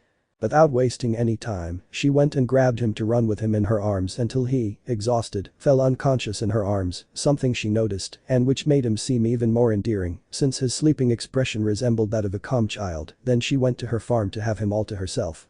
When he arrived, the first thing he did was put him in a bed to rest and lie down next to him, while placing the little one between his chest, as if he were using him as a pillow, something that brought a smile to his face. "Fuji. I finally have you, now I'll take advantage of this last day you'll be like this to have you," he said kindly as the little one settled in, thinking he was on a pillow. While the other pillars were searching for Giyuu, they suddenly had a feeling, and I don't know how, but they sensed that Giyuu was at the serpent pillar's estate. The first to arrive was Sumi, who quickly got there and what she saw angered her. Fuji was hugging Giyuu, holding him close to her chest. She wanted to hit the pillar, but if she did, she would lose her chance, so she carefully picked Giyuu up and ran carefully to her estate. But this did not go unnoticed by the pillars, who also went after him. Before Sumi arrived at her estate, Giyuu was taken from her arms by Shinobu and Kani, who had a victorious look just like her sister. "Sumi. Damn it." She yelled angrily as she chased after them, but Shinobu was tied to a tree as was Kani by Izui, who had some ninja wire, so they wouldn't get out for a good while. "Izui. Excuse my eccentric companions, but this man will be mine," she said smiling as the other pillars saw that and went after her, but she threw a smoke bomb in which she escaped. The sound pillar was already arriving at his estate, but unfortunately for him, Giyuu woke up and, taking advantage of his size, escaped. However, he was on Izui's chest, and when he moved, he made Izui bleed from the movement. "Izui. What's wrong?" she said confused and noticed that Giyuu moved and ran away. She was paralyzed by the touch she had with him and wouldn't deny that she liked it, but that's why Giyuu managed to get out of her sight. He was already at his estate, tired. Giyuu, in the time when he was a child, was at the butterfly estate, but he was in his room without noticing that the pillars entered and opened the door. But just at that moment the effect ended and he returned to his normal form, tearing the child's clothes he was wearing. He had bandages on his body for a wound and began to change, which made the pillars bleed from the sight. All the pillars couldn't stand it and suffered nosebleeds and flew out of the estate. Giyuu didn't notice and just continued getting dressed, but the pillars went back in and took a picture with a camera. We'll try that soon, they thought excitedly, but especially Fuji who already had a plan to make it hers, but the pillars were not far behind. Then they left to go to their farms and think about Giyuu. Chapter 15. It was a new day for Giyuu, who was training. He had to get used to his body again, since in his younger days he couldn't go on missions, much less train. That's why he was training, but he was being watched by the snake pillar, who had an idea in mind to make Giyuu hers. Returning to the water pillar, he was already exceeding his limit. He didn't want to stop because, according to him, he was weak and had to be strong to avenge his loved ones. But suddenly, he collapsed, covered in sweat. At that moment, Fuji entered the scene and took Giyuu inside the water estate so he could rest. Once inside, she laid him down on the bed that Giyuu had, but she couldn't help but look at his face. He looked so calm, breathing somewhat heavily while still maintaining a neutral expression. She couldn't help but blush, so she lowered her bandages and slowly approached Giyuu's face. With each passing second, she drew closer and felt Giyuu's breath on her face. The closeness ended and she pressed her lips to Giyuu's. She wasn't desperate to be with him, so the kiss was calm and somewhat awkward. The lack of air became apparent and she pulled away, a blush spreading across her face as she gasped for air. Giyuu did the same, as he needed air. She then focused on caring for him in that state, but she saw something that surprised her. A tear falling down Giyuu's face, which quickly became more frequent. It could only mean one thing. Giyuu was having a nightmare. But she noticed that the area below his eyes was drooping, as if something were different.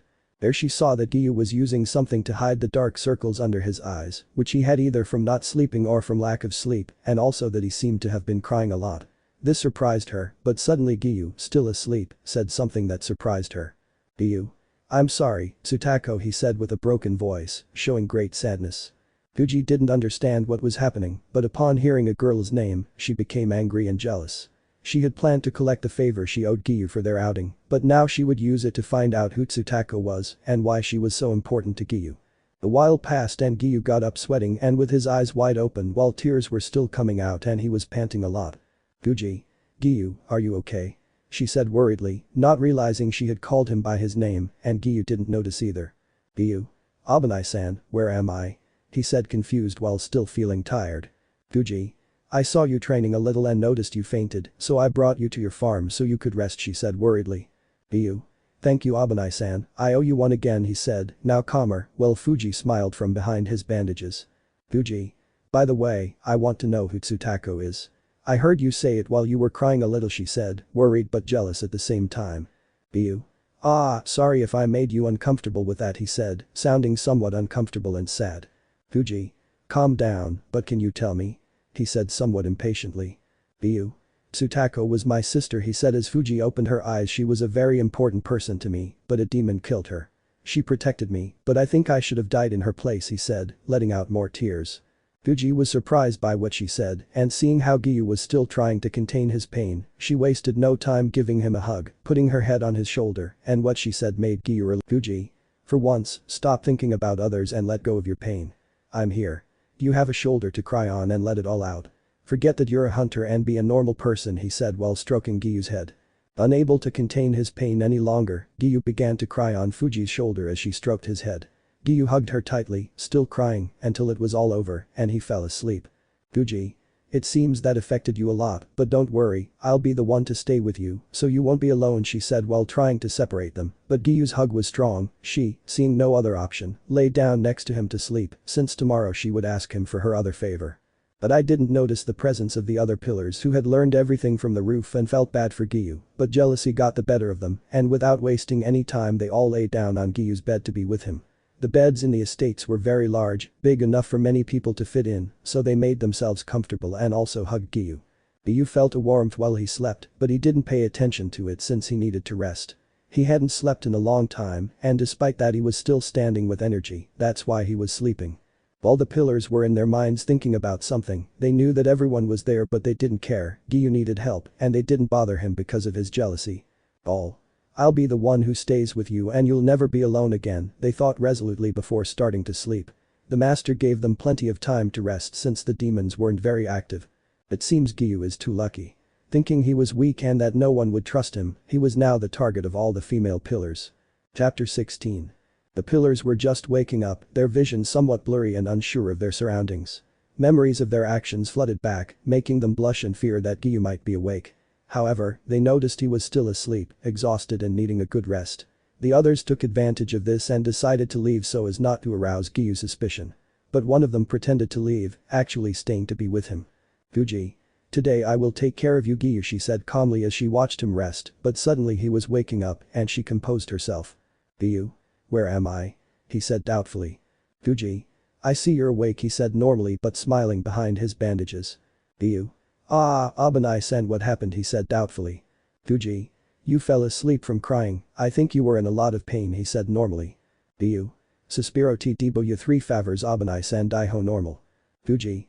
2, you owe me 2 since one favor was telling me who Tsutako was, she said with a smile in her eyes. Giyuu. Well, I think I can pay for 1, what do you want? He said casually while looking out the bedroom window. Fuji. Well, how about we go out? She said, blushing. Giyuu. I don't see the problem, so yes, he said normally, unaware that this was an invitation to a date. Fuji. Well, see you later, she said, blushing, and ran off, leaving Giyuu confused. Giyuu? What happened to him? He said curiously, but he didn't pay attention to it, but the first one went to a place to drink tea. On the way, he was thinking about why Fuji was like that, but a certain pillar got in his way. It was Sumi who looked at him with a look that was difficult to identify, since it seemed to be anger or even happiness, so he didn't understand. Giyuu? Is something wrong, Shinazagawa-san? He said doubtfully. Sumi. It's nothing important, but I wanted to know something, she said, blushing slightly. Giyuu? What is it? He said doubtfully. Sumi. You know how to make agahas, she said, very red-faced. Giyuu. If they taught me how to do it, if you want I can prepare it one day, he said normally. Sumi. Thank you, but why can't it be today? She said hesitantly. Giyuu.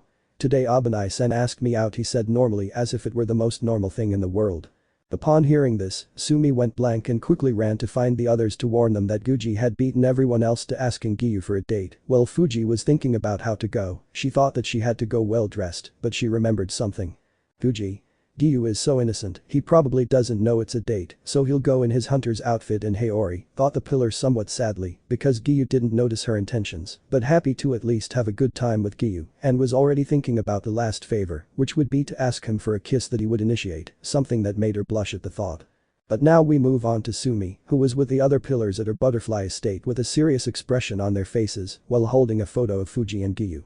Hanny. So Fuji's going on a date with Giyuu, she said seriously and without smiling. But Suri. Fuji is my friend, but I don't like this, she says coldly. Aizui. I'll find the most extravagant way to ruin that date, he said in a low voice. Shinobu. Ara, what poison can I use? She said, smiling falsely. Aijuri. I don't like this, he has to be my future husband, she said smiling. Sumi. Don't make stupid comments now, we need to plan how to prevent things from escalating, he said angrily. Hanny. I don't like that they're going on a date, but it would be wrong to ruin that, she said seriously. Sumi. I don't care, she said angrily. Shinobu. Ni-san, what do you think if we just keep an eye on them and if something happens, like a kiss between them, we'll interrupt? She said, smiling at her sister. They all agreed and decided to secretly follow them to find out what they would do, but now we see Fuji and Giyuu walking together. Fuji was close to him and Giyuu didn't notice because he was somewhat uncomfortable since it had been a while since he had gone out with anyone and besides, with a girl. The only girl he had ever dated was his sister and this felt strange to him. But the other pillars were also watching everything that was happening and they saw that both of them entered a restaurant. They ordered their food. Giyuu ordered daikon with salmon and Fuji ordered rice balls with tea. They both ate their meals peacefully, but the customers were giving Fuji dirty looks because of her mouth, something that Giyuu noticed, and it angered him that they were judging her, but in public he couldn't do anything. After they finished, they went to the forest near the village, as there was a large field of flowers where Giyuu wanted to talk to her, and the pillars were somewhat confused. When they arrived, Fuji was delighted by the place, but suddenly she was greeted with a hug. Fuji. Huh. She said, surprised. Giyuu. Let it go, let go of the pain you feel from that mark, he said calmly. Upon hearing this, Giyuu began to cry, as he was always judged for eating, and he didn't want to hold it in anymore. That's why Giyuu's shoulder was very wet and the pillars watched sadly but jealously. After that, Fuji spent some time venting his frustration, then looked at Giyuu with a smile. Fuji. Tomioka, can I ask you for one last favor? She said happily. Giyuu? What would that favor be? He said normally. Fuji. I want a kiss, she said, blushing. After that, everyone fell silent and then everyone paid attention to what Giyuu would do. Chapter 17. In the previous chapter, Fuji had asked Giyuu for a kiss and the others were watching what he would do, and that's where we see Giyuu standing there, paralyzed without moving, well he had a look of shock and didn't know what to do. The other pillars were impatient for Giyuu's answer. They didn't know whether to intervene or leave them alone, but Giyuu began to speak. Giyuu? A kiss, he said nervously. Fuji? Yes, a kiss, she said, removing the bandages, showing her mouth and closing her eyes. Giyuu was nervous, he didn't know what to do, but then he thought of something. He was getting closer to Fuji and the others were going to intervene out of jealousy, but Giyuu kissed her on the forehead, which disappointed Fuji and pleased the others since she never specified where she should kiss him. But Fuji didn't stop there.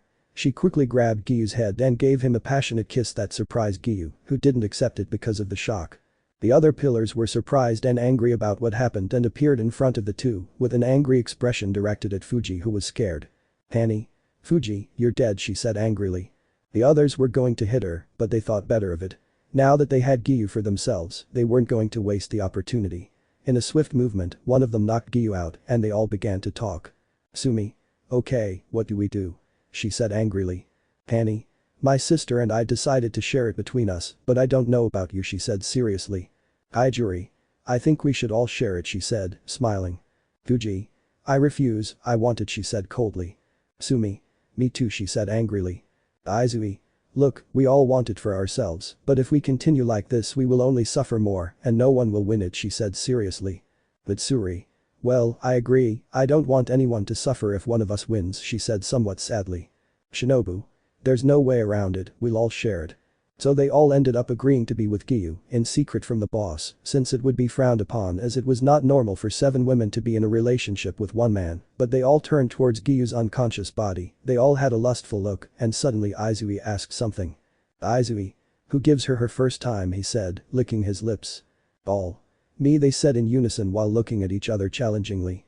Suddenly the 7 went to the water estate along with Giyuu's unconscious body. Kani and Shinobu had some substances that would alter Giyuu's hormones and make him much stronger. Upon arriving at the farm, the girls left him on a futon while they removed his clothes, leaving his erect member exposed, which was already large even without being hard. All. Soon you will be ours, they thought, blushing. Then they left the room and started talking. Izui. Okay, let's decide who goes first, he said, looking at them. Mitsuri.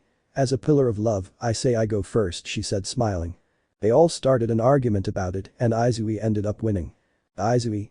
Alright, I'll make her feel the most extravagant pleasure, he said as he entered with Kani and Shinobu, who were going to inject him with the hormone-altering and long-lasting substances. They did this quickly and then left to decide who would be next. Izui. Well, it's time to start, he said as he took off his clothes, leaving her with nothing and seeing how Giyuu's member was completely erect. Without wasting any time, she approached his member and blew on it, causing Giyuu to let out a moan and wake up feeling very agitated. Giyuu. What happened? He said, confused. Luckily for everyone, you wasn't home because she was with Aoi. Izui. It's good that you're awake, Giyuu-kun, he said as his hand was holding Giyuu's member and moving closer to his face. Giyuu. Izui-san, what are you doing? He said nervously. Izui. Nothing, darling, just that you're going to feel good, she said very lustfully as she got closer to his face and gave him a passionate kiss.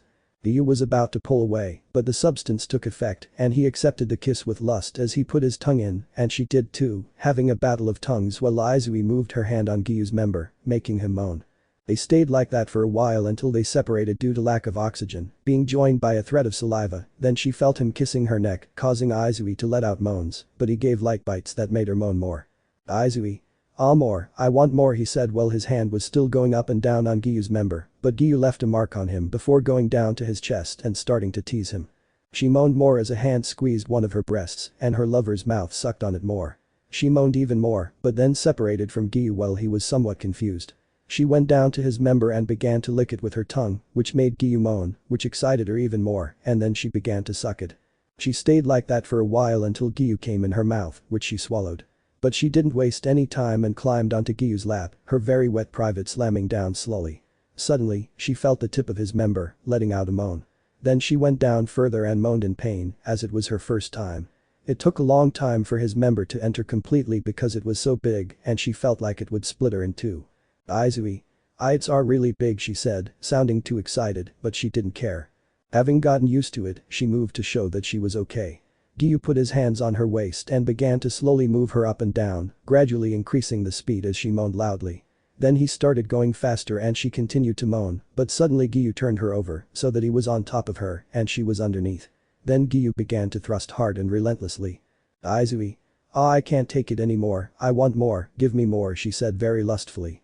Giyuu didn't speak and thrust harder, eliciting moans from her, but then he pulled his member out of her, which confused her.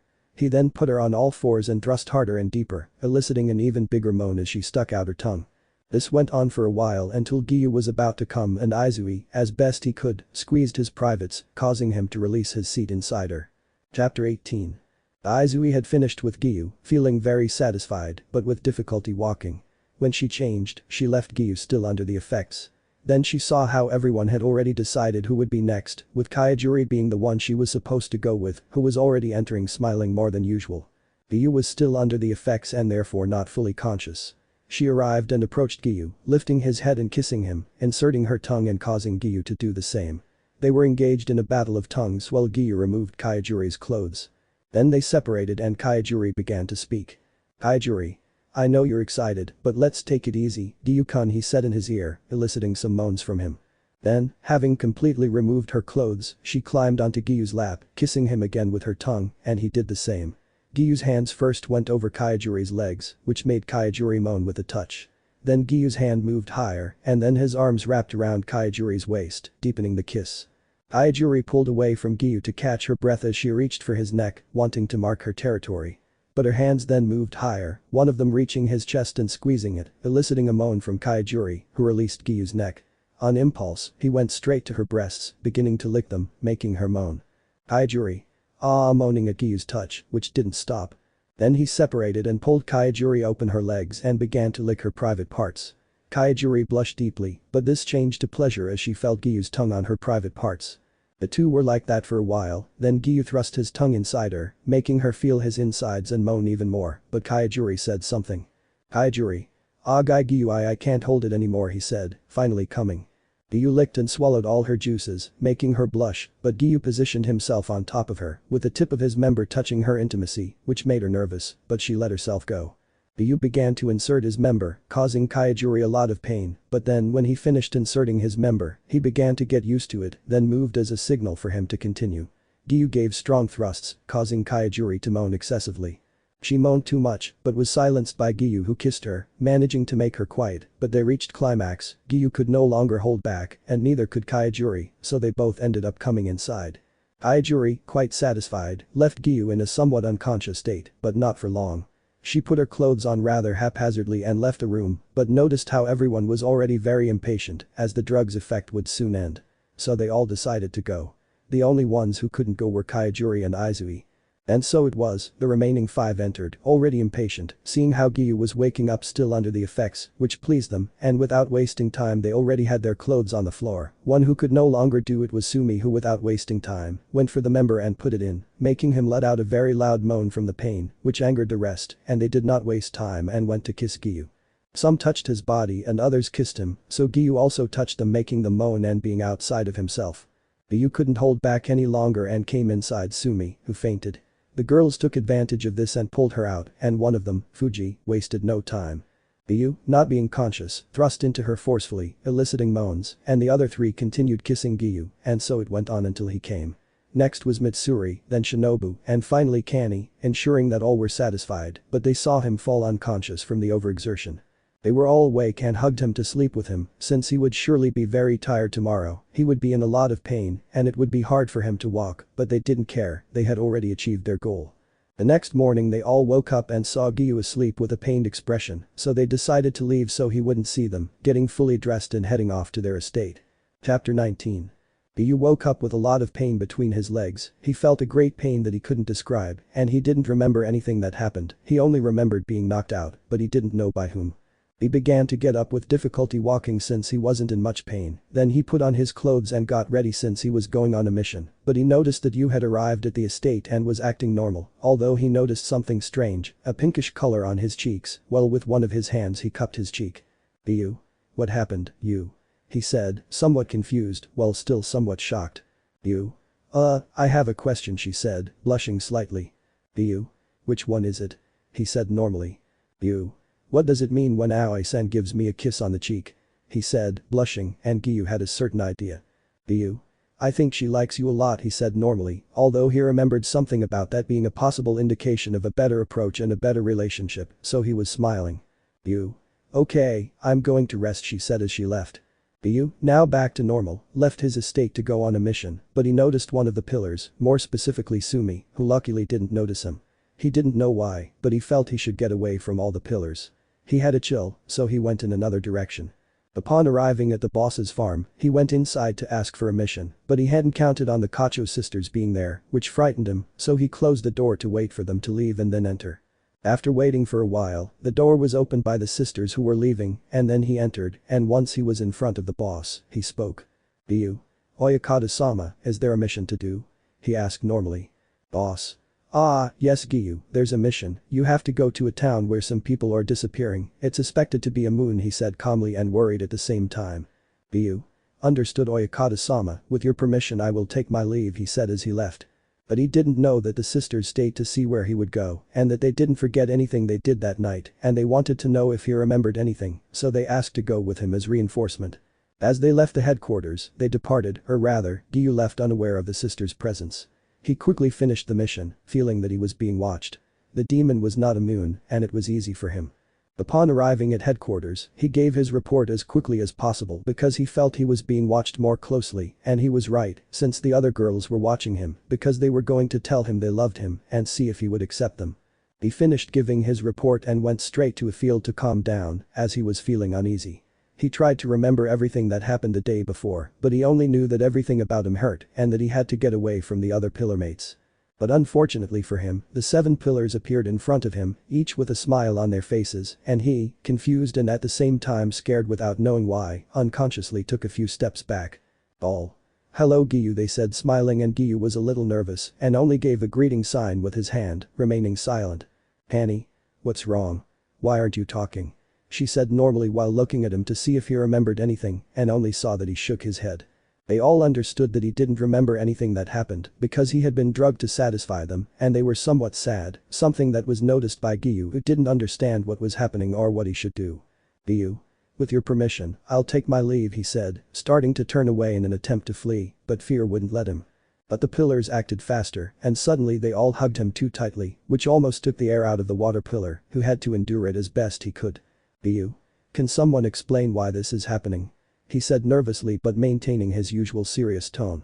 After that, they all started telling him what happened that night, with Giyuu dying of shame and fear because they had practically raped him, but then they told him why they did it and what they felt for him, since they couldn't stand it anymore and wanted to tell him.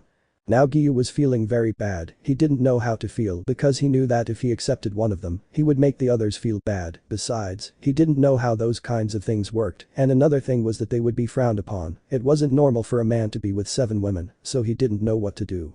Chapter 20. Previously, the 7 girls had confessed their feelings for Giyuu, which took him by surprise. He didn't know what to do. It was going to be strange. So, with strength and speed, he broke free from the hug and ran far away. The 7 of them were sad because in their opinion Giyuu had rejected them, but they wanted to hear him out, they wanted to know if that was the case, they didn't want to get the wrong idea, so they followed him without him noticing. After running for a long time, they managed to see him fall, somewhat exhausted. They were going to go and help him, but they heard something that surprised them. "Giyuu? I don't understand why they're interested in a piece of shit like me. I'm useless, I'm weak, I don't even understand why I'm a pillar if I'm not strong," he said, tears streaming from his eyes as he started walking, and the girls were surprised. He continued walking until he came to some gravestones, which had the names of Tsutako Tomioka, Sabito and Mikomo Urakadaki, 3 of the people who mattered most to him in his time, who were resting in the other world. "Giyuu? Nisan, Sabito, Mikomo, what should I do? I only end up causing sadness in people because of my weakness, he said, looking at the gravestones. The girls didn't know what to do. Giyuu didn't seem to reject them, but they didn't know what to do about the situation until they heard him speak. Giyuu? Why am I asking if they're dead? They're not anymore, I've found the solution, he said, taking out his ninchurito and positioning it at her neck, more specifically her throat, ready to push and end her life, which scared everyone. All. What on earth is he thinking? Thought the girls, ready to go and stop him. Giyuu?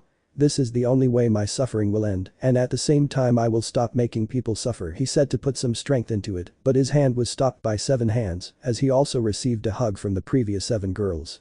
Sumi. Are you an idiot? She said, tears welling in her eyes. Fuji. Don't you care how we feel? She said, also shedding tears. They all, just like the others, were shedding tears as they looked at Giyuu, whose eyes were covered by his hair as he tried to cut himself, but their combined strength was too great for him to do anything. Giyuu. It's for the best if I die soon and they'll easily forget me, he said, still trying to move his sword. They were all angry with him, not letting him move, and they hugged him much tighter, while small sobs could be heard, and Giyuu, hearing them cry, felt worse and with a greater desire to die since, according to him, he only brought suffering to those close to him.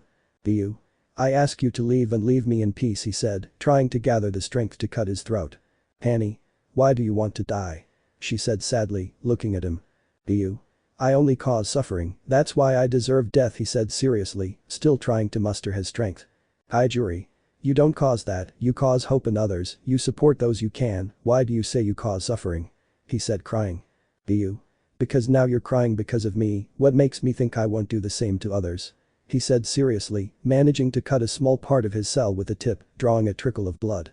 Shinobu. Don't say that, we cried because we were worried about you, she said, crying. But Suri. You always think about others, except yourself, that's why you made us all wait, and we cried because you never think about yourself, only about others being okay, that's why we worry about you, and we cry, she said, already shedding many tears. Giyuu didn't know what to say.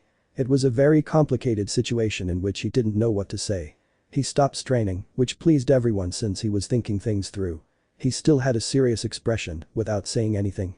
Everything fell into an awkward silence. The pillars removed their hands from him, waiting for an answer, but Giyuu still didn't know what to do. Shinobu. So you accept us? She said hopefully, as did the others. Giyuu. I don't know, he finally said, and everyone was somewhat confused. Giyuu. I don't know whether to accept your feelings. I feel like I might hurt you or something, so I'm asking you, are you sure you want to be with me? He said seriously, looking at them as he sheathed his sword. All. Yes, we don't care what happens, we want to be with you, they said very confidently while their faces were flushed, and Giyuu was surprised but still hesitating to accept, but if they were happy about it, he would try to make them happy, besides, it was good to be accompanied. Giyuu. Then I accept your feelings, he said with a smile that surprised everyone, and without thinking they threw themselves at him to hug him while kissing him as best they could. Chapter 21. A month had passed, during which Giyuu had been trying to feel something for the pillars, and he actually succeeded, since during that time he felt something for them and felt warm with them, although on several occasions he had to avoid them somewhat because they had a very perverted side, since he was practically raped by them. But now he woke up on his estate, his vision was somewhat blurry, and he noticed some weight on top of him, and saw Kaijuri lying on his chest, but no one else, and it was something he was grateful for, since all the girls weighed him down too much. On one occasion he almost died from the lack of air that the 7 of them caused him, but he woke up and saw that she was still asleep. Kaijuri was very sweet, energetic, and above all, very beautiful in Giyuu's opinion. They all had something special, and Giyuu liked that. But when he saw her waking up, he stroked her head, and she blushed because of it and just hid her face in Giyuu's chest. After a while, the two got up and changed their clothes to do their hunter things, except that Giyuu had the day off so he would take advantage of it to train, while Kaijuri had to go to the master's estate to go on a mission, but Giyuu was not going to be able to train in peace, since just when Kaijuri left, Sumi and Izui arrived with smiles on their faces looking at Giyuu. Izui. Sumi. Hello Giyuu-kun, they said, smiling pervertedly, but why? Well, Giyuu didn't wear the top part of his outfit when he was training because it was uncomfortable, and his body was very well built in the opinion of the pillars, but Giyuu saw the warning sign of possible grape, which was that they were licking their lips, so he quickly put his outfit back on, so that he wouldn't be graped, which discouraged the 2 pillars, but they wouldn't get away with it. Izui quickly gave her a kiss on the lips with her tongue, while Sumi kissed her neck, leaving her rather marking again one of the 7 marks that the 7 girls left on her, and then they changed positions, with Sumi passionately kissing her lips with her tongue and Izui marking her own mark. The thing is, although it may not seem like it, each one was more dominant than the other. In short, we say that Giyuu is the dominated one, while the others were always the ones who took control, although not always like that, since Giyuu also let them because he was more dominant. After a while they separated, and then the three of them began to train together, with Giyuu being able to repel their attacks due to his defense, although he was not free of some. After a while, they finished training and decided to go to the butterfly estate to have their wounds treated, since they had overdone it and ended up injured. But here came another problem. The butterfly sisters healed Sumi and Izui as quickly as possible so they could rest, solely to be with Giyuu. However, they were taking their time treating him because they were looking at his body and had a very deep blush on their faces. This was another sign of possible assault on Giyuu, but he didn't have much of an escape, to say the least. But the sisters weren't going to go too far since they knew he needed to rest. Annie? Giyuu-kun, our marks are showing a little, she said smiling. Shinobu? So we're going to mark you again, she said, and then the two of them began to mark Giyuu's neck, making him make soft sounds that they loved to hear. After a while they finished, but they kissed him passionately on the lips and also went down on Giyuu's member, taking it out and starting to lick it, which made Giyuu moan. After a while, he finished, releasing his seed, which the sisters licked with pleasure and a perverted smile, as they watched Giyuu fall tired and asleep, and the sisters left to heal the other wounded. Giyuu woke up after a while, his wounds healed, and had to go out because he was hungry. But before leaving, he received a kiss from the four girls from before. Then he went to a town, but another, or rather the last two, pillars appeared and asked him to go eat with them, which gave him a small shiver. Fuji didn't eat much, but Mitsude was the one who ate the most of all, and always left him with little money, but he did his best to make them happy, so things were going to be normal. The three of them went to eat and as usual, Mitsuri ordered more than 10 plates of food, which scared Giyuu a little, but he paid anyway. Fuji ordered something normal and nothing else happened that day, except that Giyuu was not spared from being marked by them again, since when they were far away they bit his neck to mark him. It should be clarified that Kaijuri also did it. The seven wanted to make it clear that Giyuu belonged to them and they were not going to share him with anyone else, only they could have him. 22. Special for the Great Support, Part 1. Giyuu was returning from a mission he had completed easily, but he encountered the 7 women, or rather his 7 girlfriends. Another month had passed and their relationship had improved a lot as they had a lot of trust in each other. But during that time, Giyuu survived, as best he could, the desires of his girlfriend's perverted sides. This was a problem when they wanted to do that, and even more so when all 7 wanted one after the other. Many times he was in pain. But now in the present, everyone was walking to headquarters, there were no more missions, but they were still on alert, but a demon appeared, which they easily defeated without any effort, but they did not expect what would happen next. Demon. Demonic heart, lustful world, he said, and then the 8 were locked in a room each. The technique involved 2 people locking themselves in a room, and the longer they stayed, the more their hormones became agitated.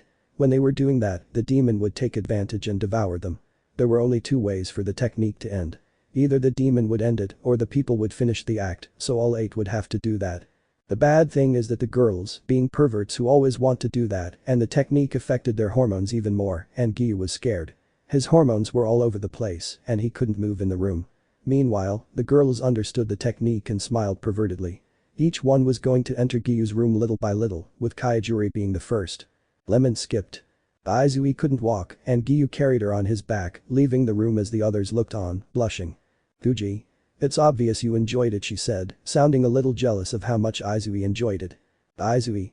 It was an extravagant pleasure, Giyuu was a beast, he said with an expression of pleasure on his face, accompanied by a blush. Mitsuri.